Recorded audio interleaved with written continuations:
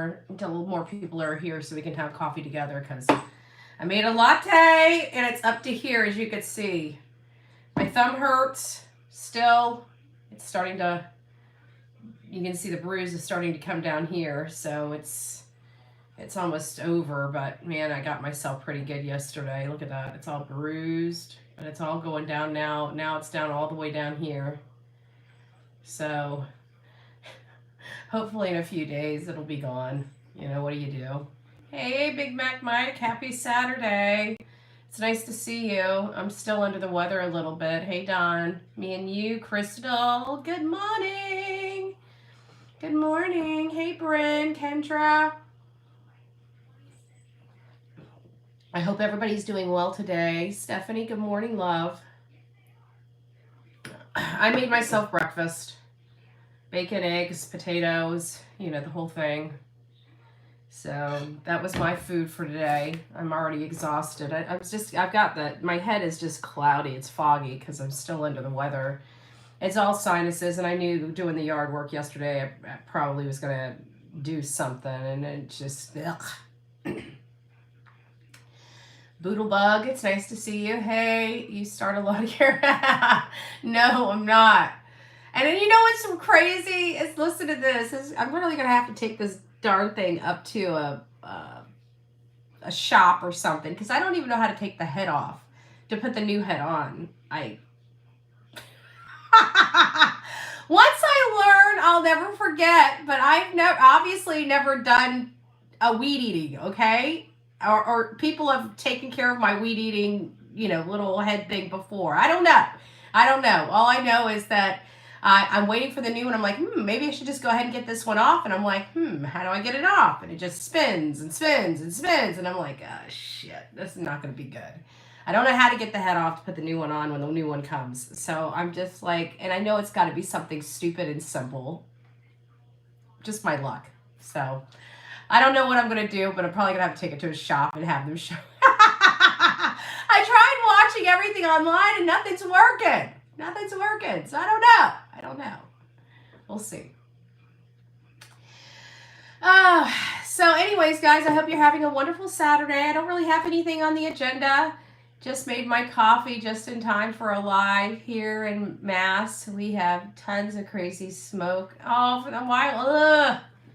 That sucks. You know, us in Florida, like we'll get like wildfires, but they don't get like California out of control. At least we haven't had one in a while that I recall.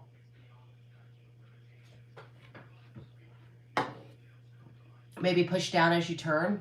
Maybe. I don't know. It's possibly. I tried. It's got a little hole in it that you're supposed to stick like a screwdriver in it, but it doesn't catch like it says it's supposed to catch, and I don't know what the heck I'm doing. Ireland guy back. No.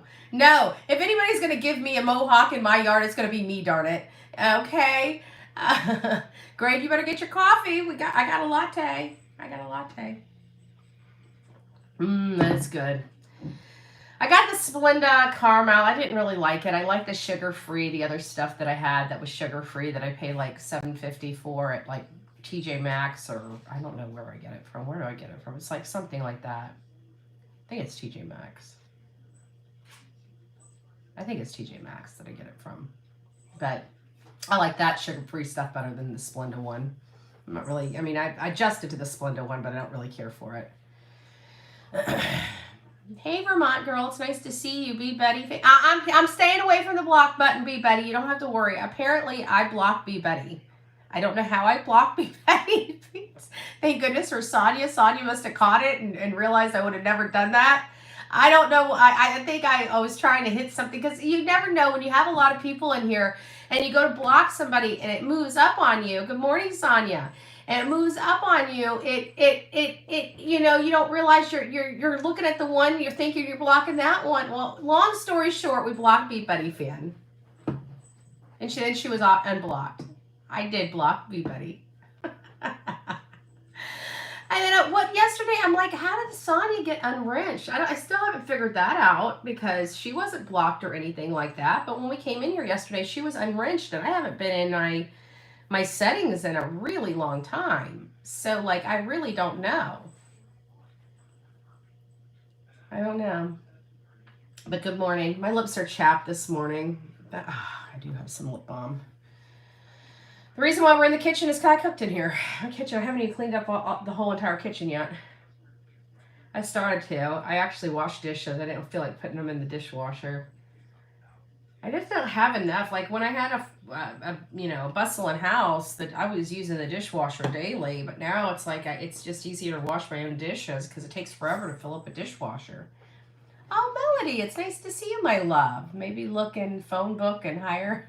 I don't want to hire a lawn guy. I need to learn to do this stuff on my own. Do you know how expensive that stuff gets? It's like $150 a month. I mean, $150 a month, that's, it's like $300 every 2 months. That's almost a half a trip. It's like, a 2-night hotel stay.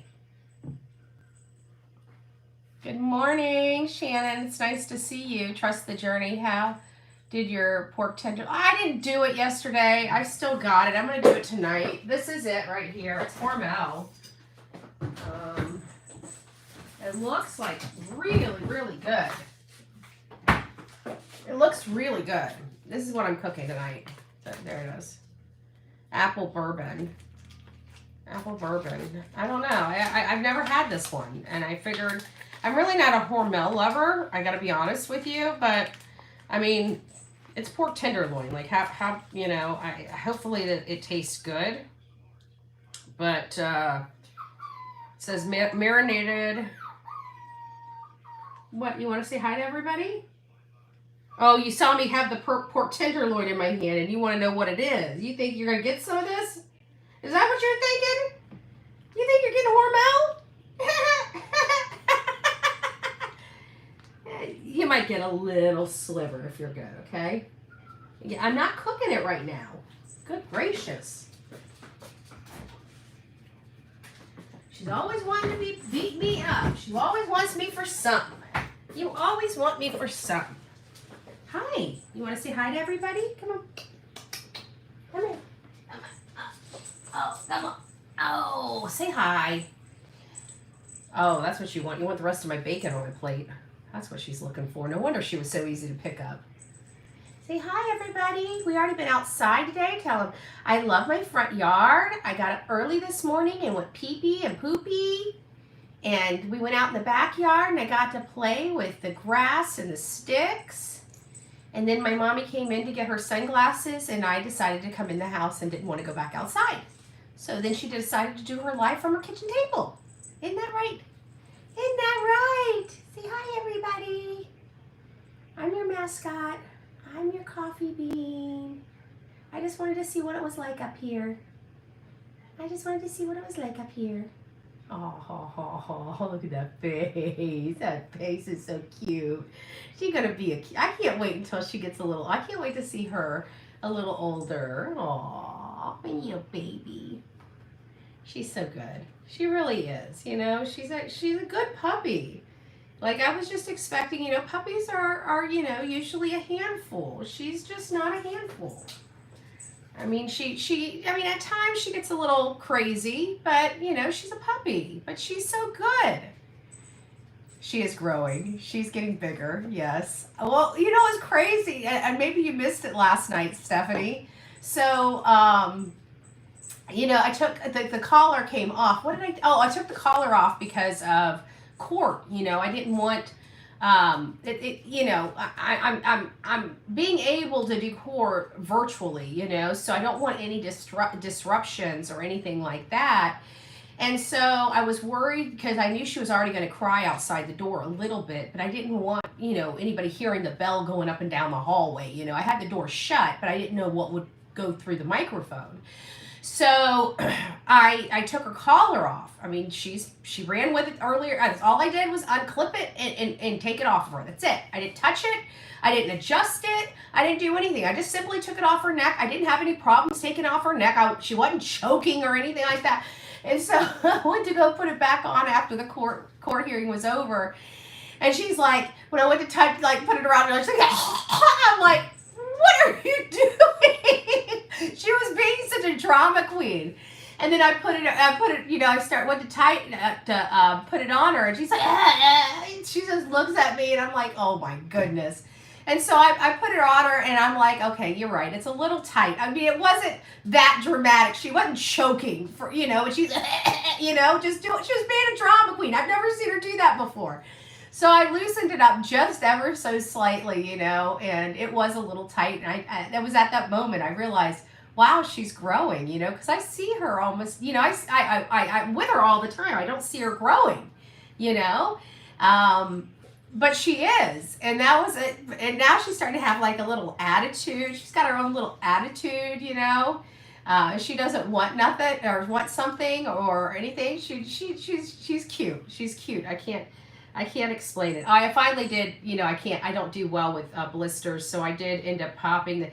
This actually had, the reason why it was red, obviously, it had blood in it.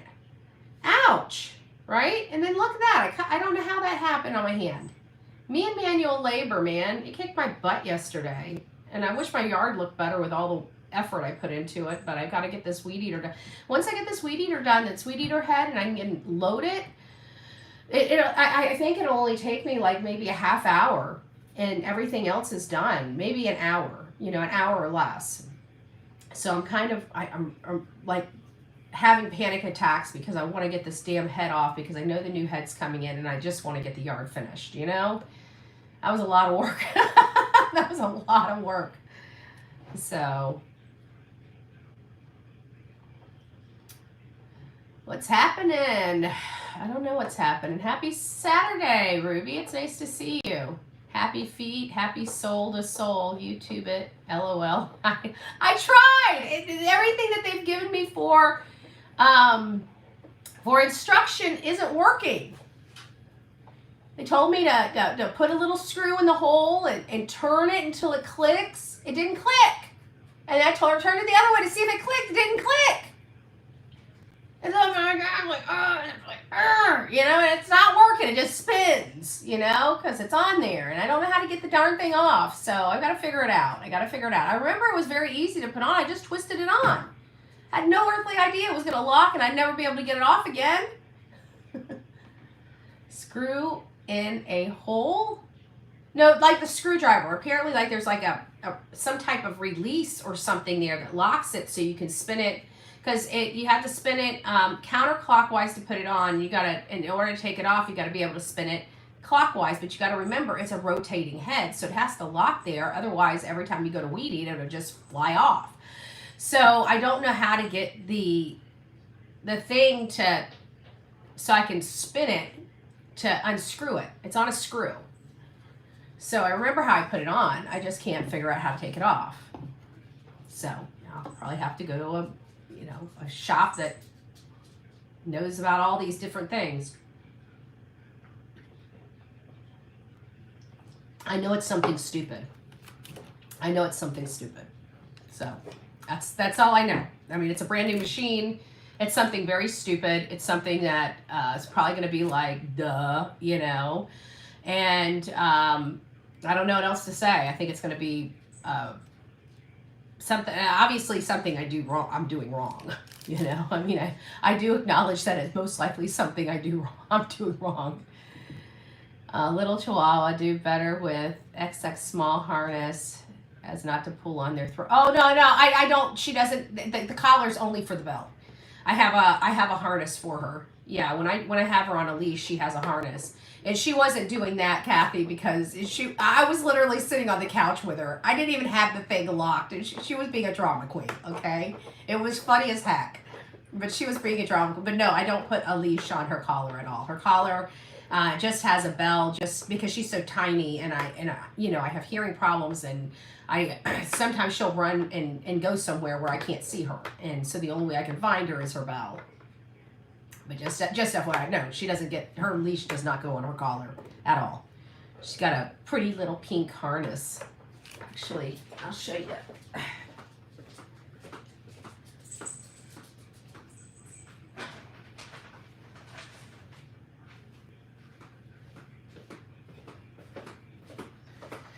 See, this is her harness. Probably should look at it. It's a little dirty. It probably needs to be washed. It does need to be washed.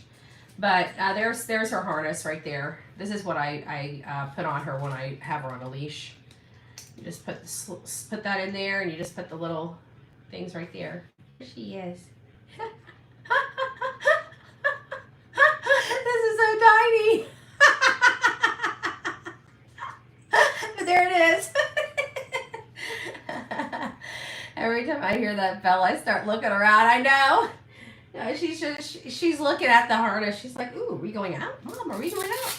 Well, we were out. It took her for a little bit, like when we went out, because she's still reeling from the attack. It took me a little bit to get her back to going into the, the front yard.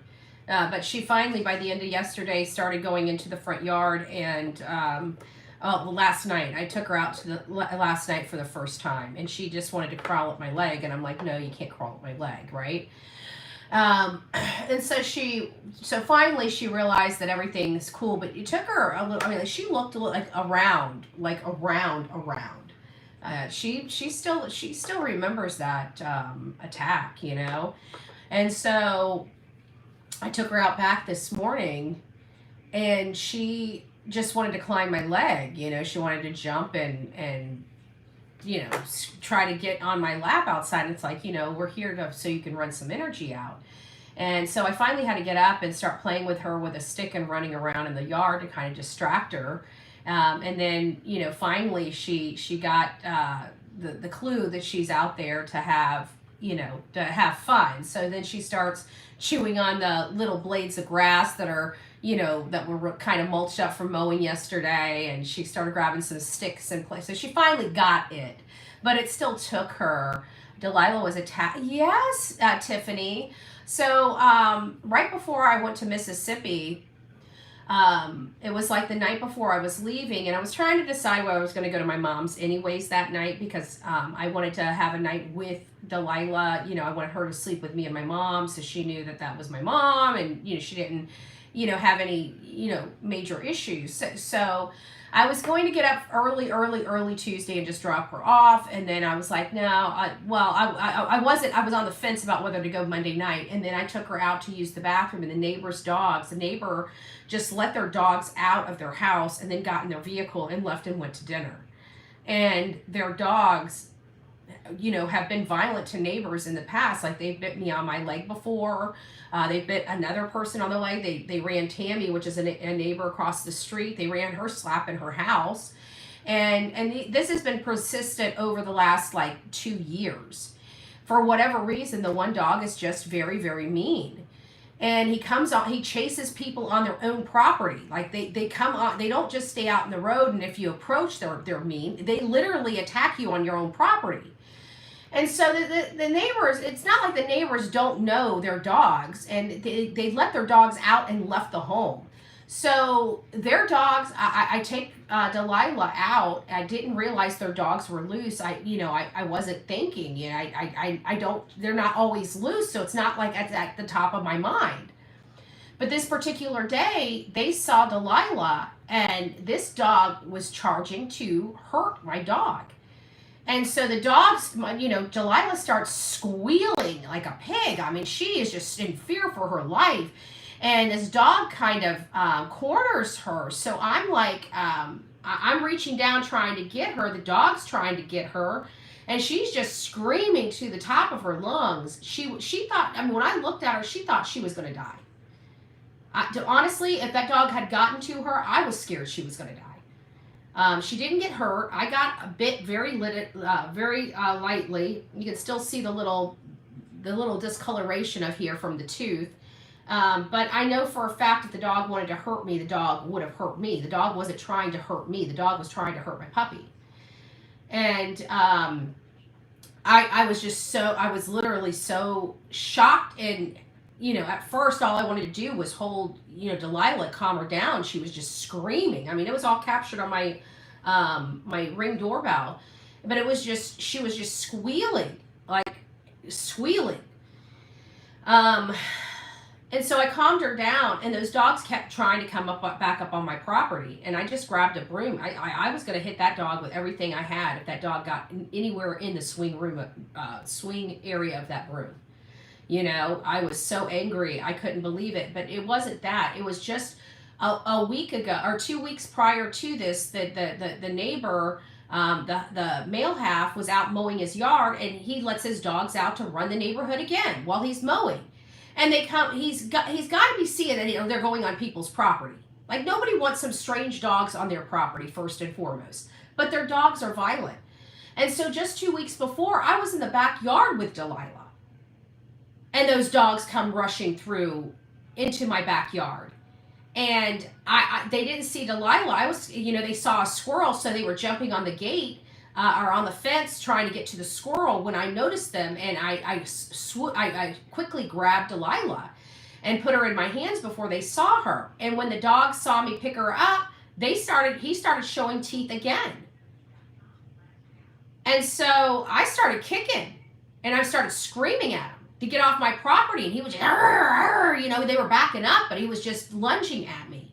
And finally the neighbor across the street sees me clutching Delilah and screaming at his dogs as his dogs are barking and trying to attack me. And so he calls him over. He's like, let's go. They turn around and run toward him. And it's like, dude, why are you allowing... So that kind of upset me. But I had no idea that because I'm screaming in the front yard for somebody to get those dogs. And I couldn't understand why the neighbors didn't come out.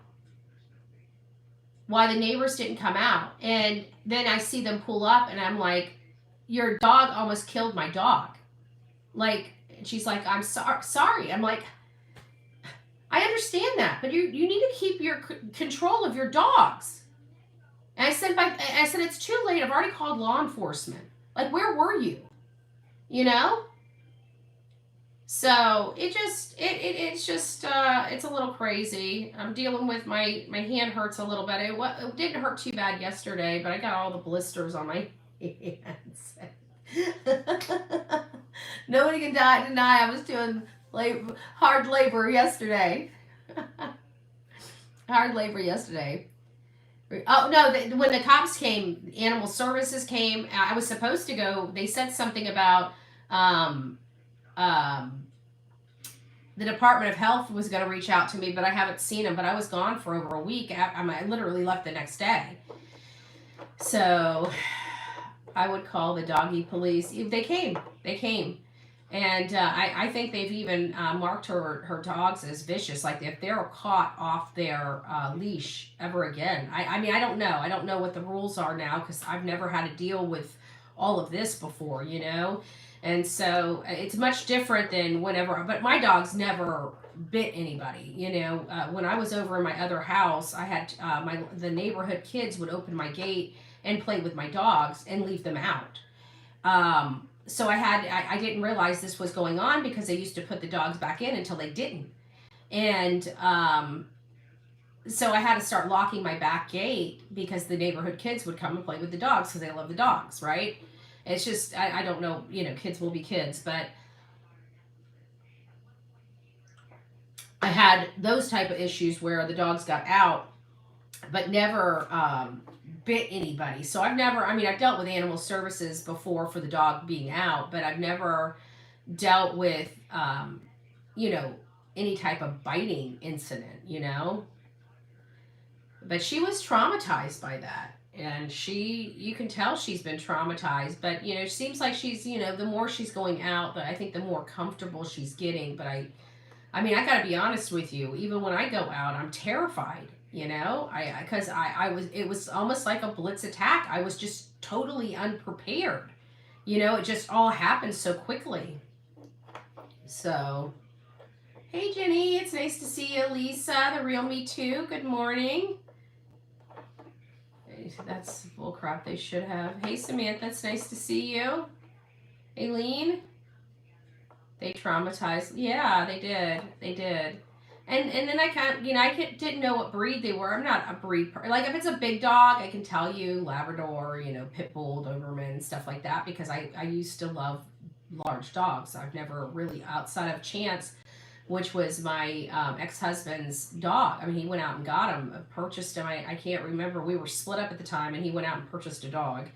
And it was a AKC registered miniature pinscher, and that was the only small dog I really knew about. I didn't, I know there's like Pomeranians, and I know a lot of the smaller dogs are crossbred to give you like the Morkie that we've learned with Sebastian Rogers and stuff like that, the crossbreeds. But I didn't really realize like Chihuahua. I remember when when Laura told me she was getting me the dog, and she said it was coming from the sister of her dog, so it was like the niece of her dog. I didn't know what kind of dog she had, and I remember putting a picture up in my mod squad, and it was Pebbles that was like, that's a Chihuahua. And I'm like, is it? It doesn't look like a dang Chihuahua because, my neighbor got a Chihuahua and that thing looks like a Chihuahua. Like, I know that's a Chihuahua. And come to find out, the two dogs across the street, I thought were like a Pomeranian type of mixed breed with another dog. I didn't know. But it wasn't. They were long-haired Chihuahuas attacking a little puppy Chihuahua. I mean, that's what upset me the most, that they're the same breed and they were trying to hurt my baby. That was the same breed that mine was. He has since passed. Aw. Yeah, Stepher's just lost her puppy. Pomchi. Is that what they're called? Pomchi. My Sandy's a Pomchi. Aw. But that's what I thought because, it had that distinct Pomeranian, like, gold brown color on them, but also white, so it was like striped in a little bit. So I wasn't sure. I didn't know what breed it was, and I remember when they came over, the guy asked me what breed they are. I'm like, I don't know. I have a fat cat. My mom has a fat cat, a fat kitty. Her's still a kitty, not even 9 months old. I remember going to her house when Binks was, I guess, a younger kitten, and it looked like a normal sized kitten. Well, when Delilah went over there to stay with my mom, her cat like had a growth spurt. It looked like a freaking lion, a black lion strutting her house.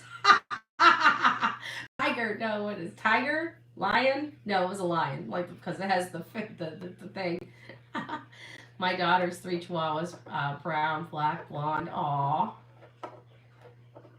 Well, I'm going to be going to Tennessee for the vigil and the gathering of voices, right? And my neighbor's like, it's Paige's. I'm like, oh crap, I got to figure out what I'm going to do for Paigey. And it's Paigey's birthday. And I'm like, I'm going to be out of town. I said, I didn't even think about it. I didn't even realize I'm going to be out of town. And she's like, well, what are you doing with Delilah? I said, well, I was thinking about going over to Mom's unless you guys want her. And she's like, yeah, her brother Samson, my brother changed his name. I can't remember what his new name is, but she came home with her brother. And she wanted to know if I wanted the brother and the sister. I'm like, one's plenty, and apparently they were very fond of each other. So she wants, because Samson's going to be over there at her house, she wants Delilah so they can see and have a little family reunion. Give her someone to play with. Oh, I didn't know you were down there. Oh, you're being so good. Aww. She's laying under my seat. My neighbor had a German Shepherd that killed my cat. He ran out, never been outside, and freaked out and ran straight to them. Oh, wow. Oh, I'm sorry to hear that, Jenny. That must have been hard. I don't know what I would just, if anything happened to her, I would be a mess. I would tell you, I was a freaking mess when all that happened.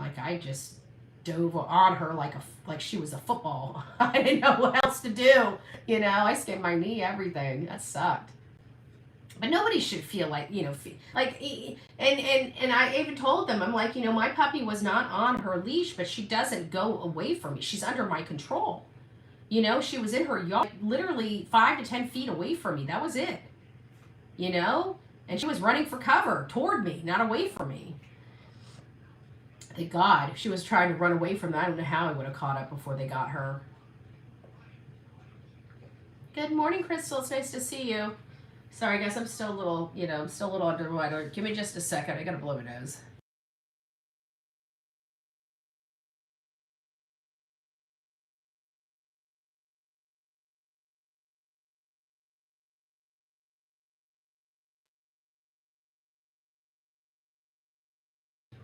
There we go.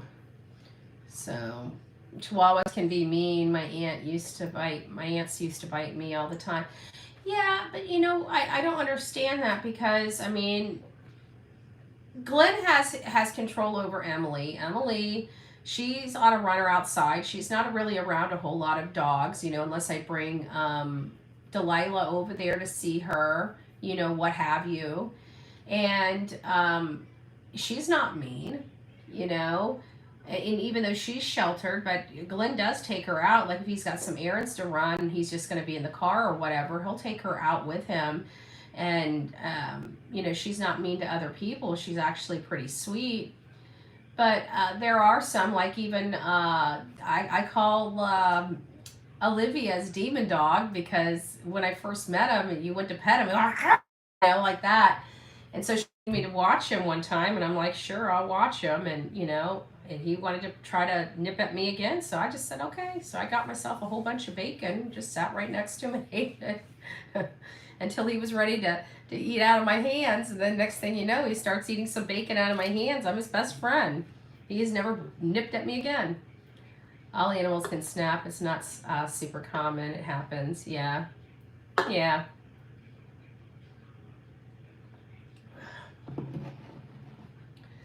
So, all right, guys. Well, I don't really have a whole lot. I'm not going to be talking about, I don't have really a whole lot to say about Sebastian. I got to do some more map work today. I got to do a lot of reading on other stuff today. And I'm hopefully going to get the new head. I'm hopefully going to say a prayer that I can get this stupid weed eater head off this weed eater. But I have a funny feeling I'll have to take it to like Home Depot or somebody to change it out because I don't know how to change it out. I feel, sometimes I just feel so inadequate around this house. But, what do you do? I just do whatever I can when I can do it. That's all I can do, right? So, anyways, guys, you take care. I love you. God bless. We'll see you on the flip side. Let me see if anybody else has anything going on. My parents retired to Anna Maria Island. Did you ever go to Holmes Beach? Oh, yeah. I actually did a protest in front of Holmes Beach City Council. This is my stomping grounds. This is my stomping grounds. My thing, when I used to go into those meetings is, hi, my name's Andrew Griffin. I'm a Manatee County activist. You don't want to see me at your meetings. And if I'm here, there's something majorly wrong. By the time I leave, every one of you guys will know who I am and you will all hate me. That's my elevator speech going into these community meetings. Any good news about Sebastian? I guess they're not looking. Law enforcement's not looking for him anymore. We're still studying some stuff. There's still people sending in. I know that there's been people that have sent me some information to look at that I forwarded over to them. They have to verify it if they think it's worthy, forward it over to law enforcement. So there's still some things still trickling in, and obviously we've been doing targeted searches. The last time I've been out there, we were looking at different areas. We, being the channel, have went to Memphis, we went to Mississippi, we went to Horn Lake, we went to Hendersonville, we went to Gallatin, we've gone to White House. we've covered a lot of ground just to determine, because people don't understand Tennessee is very wooded. I mean, there's a lot of woods. There's a lot of I don't know if it's really mountainous terrain out there in that particular area. There are mountains in the distance, but not like Hawkins County, which is a very mountainous terrain. Okay, Hawkins County has a lot more mountains than Hendersonville, Tennessee, that you have to drive in and people live on. Most of these communities are flat, especially the ones that we were seeing. But at the end of the day, it's hard. I don't believe he's as far as Memphis or Mississippi. I just don't believe it. I've had an opportunity to go out there. I've had an opportunity to talk to people in just about every single one of the areas that I've visited. I've done a lot, and after everything that I have seen with my own eyes, I just don't believe he's as far as Memphis or Mississippi. I don't think those would be grounds that Chris or anybody else in his family would feel comfortable in. I don't know anybody out in that area that, if it was not a family member and it was a stranger danger, just for the sake of argument, I don't see them going that far out. He disappeared from Hendersonville, Tennessee, and I truly believe that he's closer to Hendersonville, Tennessee than we think. Yeah, I really do. I think that I think he's within 20 miles of that house. Honestly, I truly believe he's within a 20-mile radius of that house. I don't know why I feel that way. It doesn't necessarily mean that just because I feel it, it's true. But that's what I feel. In all fairness, that's exactly what I feel. We got Hills in Tennessee. Hit the like button. Thank you, Kathy. Nice to see you. Good morning. Thank you, Don. I like your channel. Well, I like you here on the channel. I like people that have common sense on my channel. I don't like haters on my channel, because all they do is absolutely no good. They're a waste of space and a waste of energy. So, I used to live on Rockwood. Beautiful place. I've never been. I don't think I know where Rockwood is. That's why I say not even a seasoned hiker would get far in the harsh Tennessee terrain in the dead of night with no shoes. And if Sebastian had taken streets or sidewalks, he would have been seen. Bingo. Well, they wanted everybody to believe that he just walked out of the house. Why they needed everybody to believe that he walked out of the house, I think there was a lot of reasoning behind it. I don't think it was because the parents put him out the door. I know Peter Hyatt, I love Peter Hyatt's work. I've loved Peter Hyatt's work for many years. I've watched him, him and Pat Brown and stuff. So a lot of these people were around when I was growing up in the 90s, when there was a lot of, reality TV was just kind of making its way, what people wanted to see and hear. And they had a lot of crime shows on, and they didn't do just, the fiction-esque crime shows, They actually did legitimate crime shows where they had real detectives, real prosecutors, real stories and real cases that they kind of walked you through. And so there's a lot of knowledge that can be had with a lot of different people that I watched in the 90s and early 2000s when I was growing up. But one of the things Peter stated was he believed that the reason why they were adamant that he walked out the door is because they put him out the door for some type of punishment. I never, ever believed that. I believed it was more calculated than that. I believed that it was more strategic than that. I immediately believed it was more strategic than that. I started thinking, Chris, you got to understand, these people are part of law enforcement. They are part of military. They have different type of experiences and knowledge than we as lay people or average Joes have, because he's tried to get in law enforcement. His family, clearly we're learning, has ties to a lot of different law enforcement bodies around this country.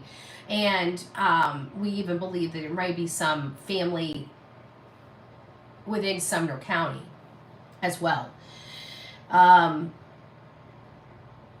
But they would have had more understanding of police procedures, and I really thought it was more strategic, like they didn't want to imply that there was a stranger danger or a kidnapping, because then that would bring in required resources, such as,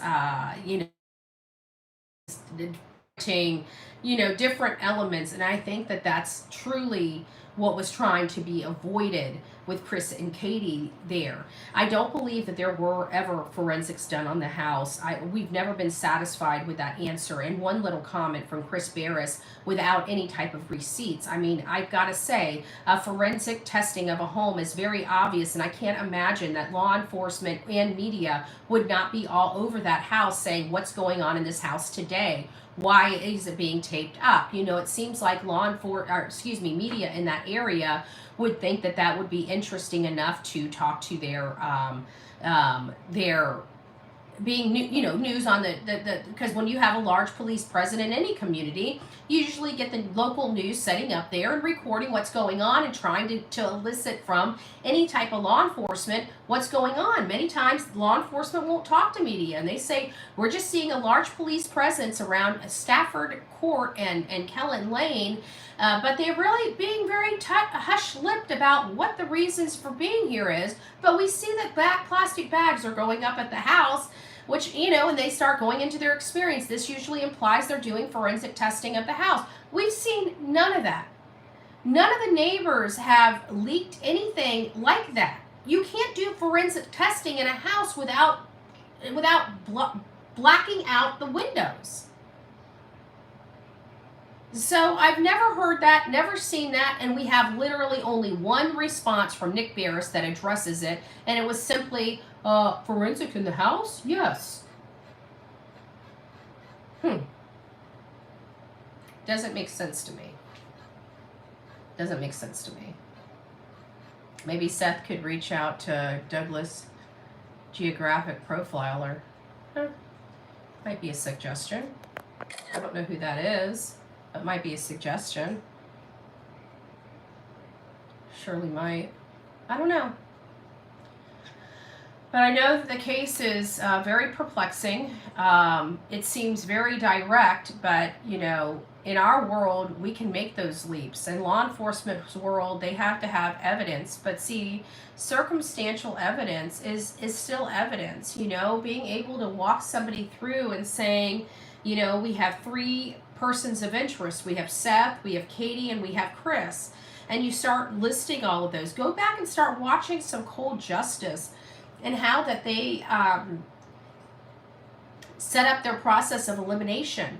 She was able to prosecute successfully circumstantial cases in Texas, She knew how to set up other states with circumstantial cases that were winnable.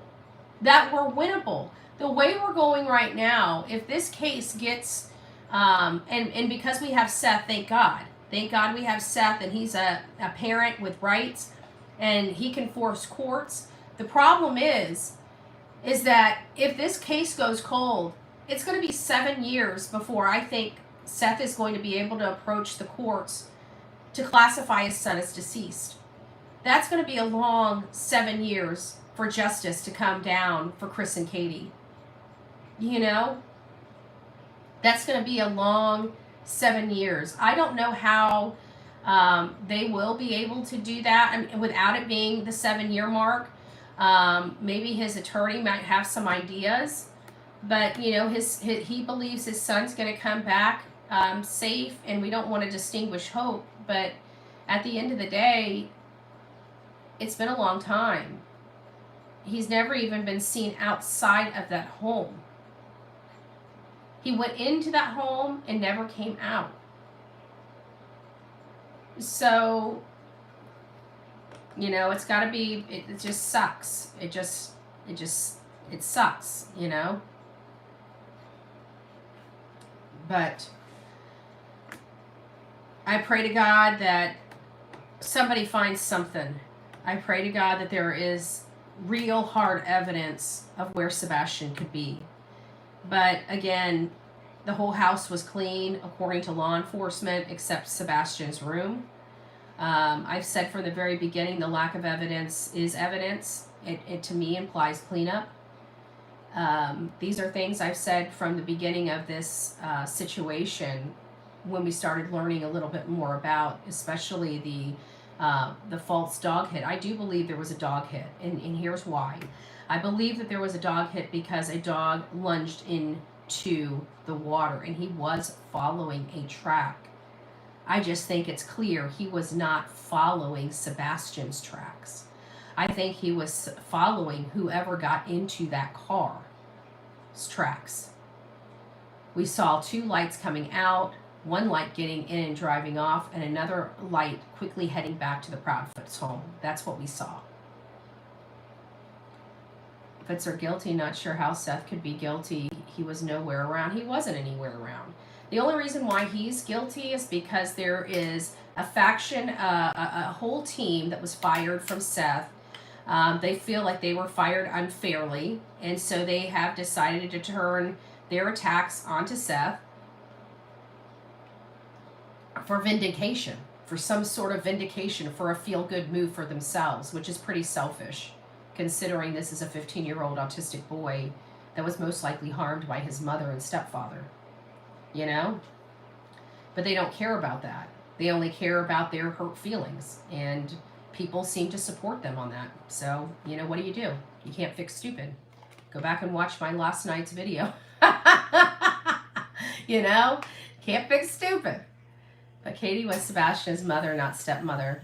Yeah, but the stepfather, I mean, she was biological. She gave birth to this child. And 8 years later, to the day of her filing for divorce, he's gone. He's gone. It sounds like she had some major issues with Seth. She says that, you know, she wanted to move on with her life. She wanted to break up her family. You know, she wanted to see Chris, which we know she was having, allegedly an affair on Seth with Chris at the time. And, you know, and then she fought for her son, and she didn't really want him. She just didn't want Seth having him, it sounds like. I mean, think about it. Seth was about to get him. What purpose was it to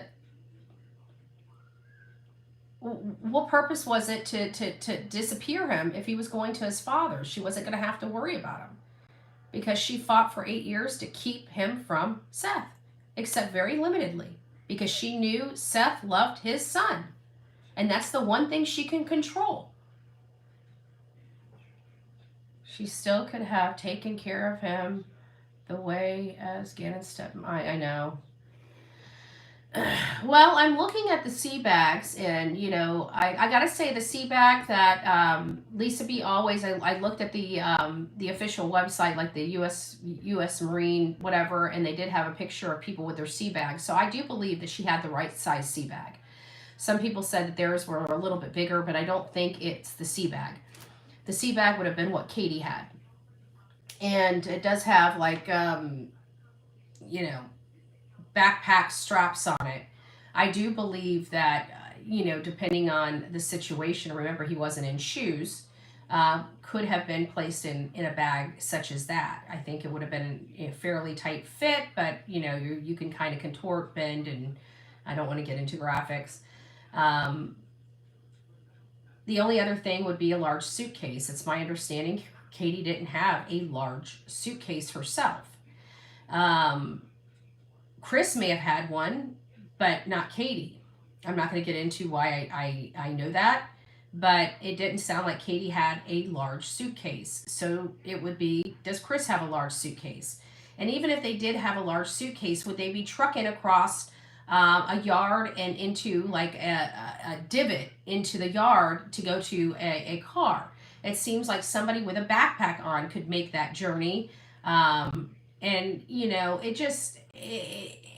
I don't know about the suitcase. I really believe it's something that would have been easier to move. You know? Oh, that's right, because Seth was getting full custody, so mom done something with. Yeah, Lisa. Chris, again, Chris gave Katie the ultimatum. It's either her son or him. Chris approached Seth and said that Sebastian is ruining their marriage, and that Seth needed to take his son. And Seth was like, not a problem. I'll take my son. And so he started getting his son registered for online classes and not really school classes, because Sebastian was going to be leaving his school. He wasn't going to be going to Beach High School anymore. He was going to have to go to a school in Clarksville. And so his father thought it would be easier for him to take some online class until he got adjusted to being there full time, and then he could start, working into converting over to school. And that caused Sebastian a little discomfort, and he didn't want to do the online school. So they were having discussions, from my understanding, about this online schooling. And it sounded like at that time, Katie was starting to be hesitant on letting Seth take Sebastian. And then shortly after that, Sebastian is gone for forever. Nobody knows where he is. And I can't imagine that if he ran away, he would not have called his father. This is a kid that can't survive on his own. He left with not even shoes. He literally left with one pair of underwear, and that's if he was wearing underwear. We don't know. Leggings and a shirt. That is all he allegedly walked out of the house with. He has sensory issues. It was very cold that night. He has sensory issues, and he left barefooted on a very cold night with not even a jacket on. No phone, no money, no snacks. I mean, he just got all of his favorite snacks just earlier that day. He didn't even take some of his favorite snacks with him. He just walks out the door. It doesn't make sense. And then when you pry a little bit more, you realize the door was never open, that the neighbor's camera never got anybody opening or closing that front door that night. So how did he get out? And that's been the question law enforcement's had for Chris and Katie. Sorry, my internet just reconnected for some reason. I wonder if they sprayed that house down to where blood glows. I no, that's the problem. We don't see where any forensics testing has been done inside that home. None. And it makes me wonder why, because one of the main things that the National Center for Missing and Exploited Children specifically state is that you treat the house, and predominantly the child's bedroom, as if it is a crime scene. I don't think the Sumner County did that. It sounded to me like the house was open, because when Seth got there, it sounded like the family went inside that home, and Katie and Kathy were discussing vacation and selling jewelry. Nothing to do with their son. We've seen many women missing their children, and you can't get them off the phone from calling everybody under the sun to find out where the child is. So much so that guy says, hey, we need you to hang up the phone. We have questions to ask you. Right? None of that was going on in Katie's house. It's like, oh, my son's missing. Let them do their thing. Let them do their thing. I still say the reason Chris told Seth on panel that he told Sebastian the move would be permanent, because Sebastian would still be with us if Chris and Katie knew Seth told Sebastian that. Wow. I don't know.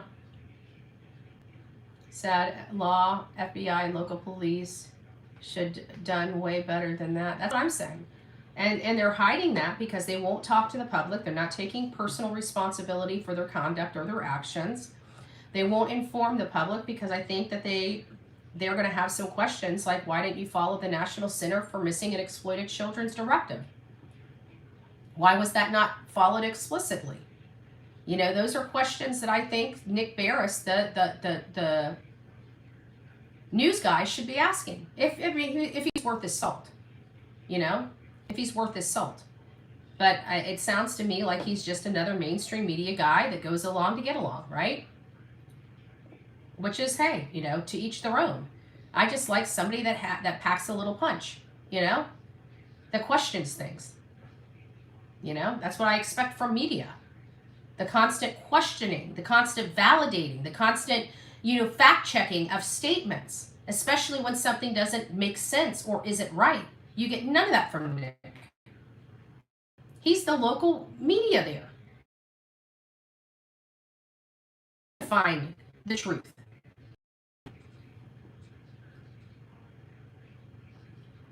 They should put 2 and 2 together. Full custody, now son's missing. Yeah.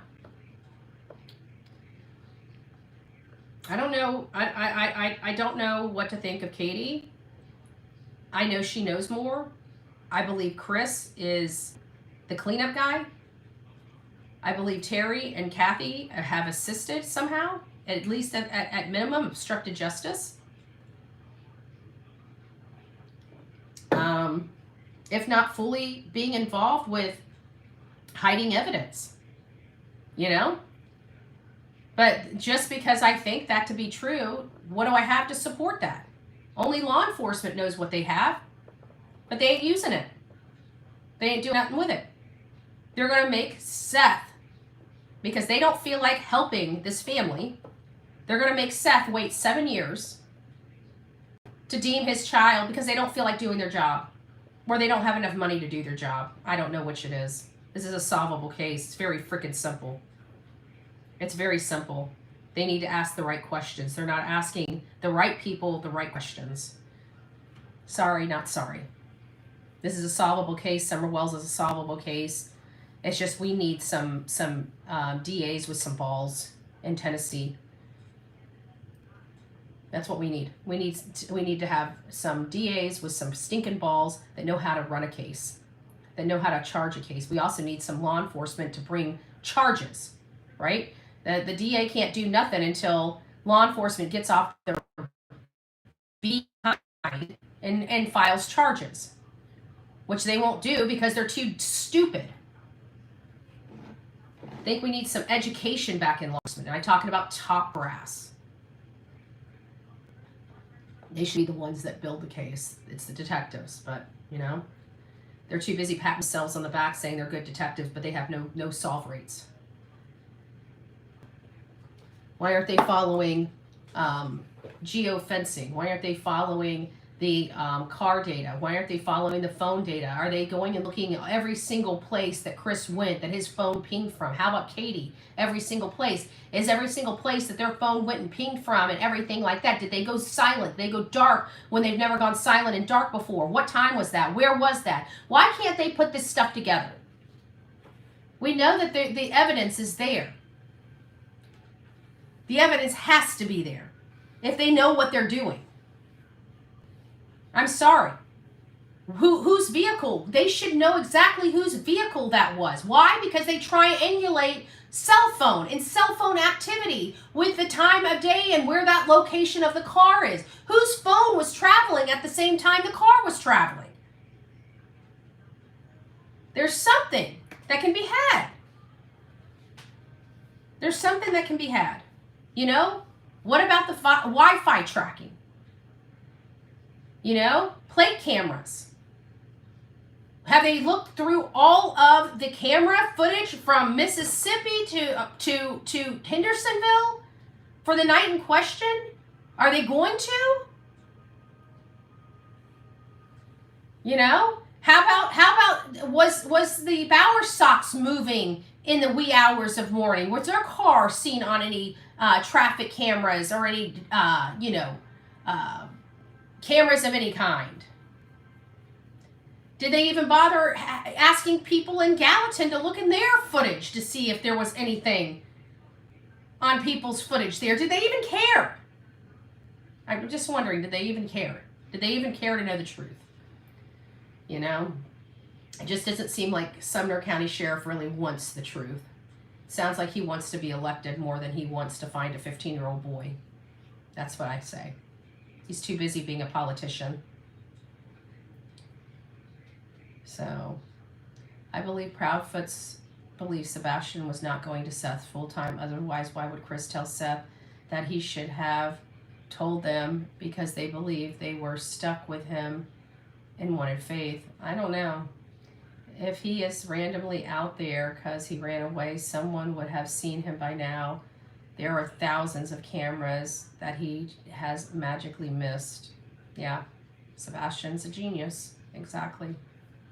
Doesn't make sense. All right, guys, I love you. God bless you. Have a happy and fun Saturday. Once I get my stuff together, clean up my kitchen, you know, try to figure out how to get the stupid head off this weed whacker. I'll probably be back. Not sure what's going on. I keep wondering, is law enforcement withholding major cases going on in their community from mainstream media? It makes me wonder. It's been too quiet for too long, and we know we got crime going on all over the place and all the time.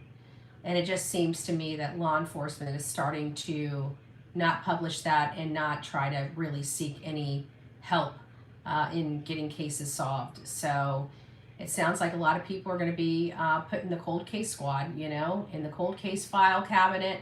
It just doesn't seem like law enforcement is what it used to be. I don't know. You let me know. Don't forget to comment, like, share, subscribe. See you soon. Thank you for the coffee time. God bless.